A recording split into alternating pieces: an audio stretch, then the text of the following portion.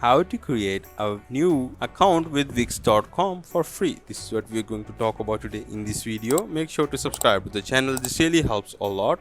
So without any further ado, let's move into the video. So first of all, you're going to go onto your Google search and search for Wix.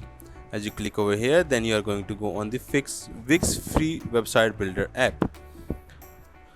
Now over here, this is the already sites that I have created. Now I am going to log out from here by going on this settings of my account setting, and over here I have to go on logout option. As I click on logout option, it may say take some time to log me out from my website.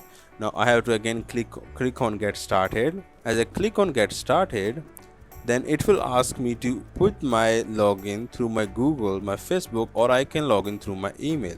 So let's say I'm going with the Google app and I have clicked the Google one and I have also authenticated it. Then it will create a free account on Wix.com, and I have to then go and create for a client, and then it will get started and I have to select all the other things that I want.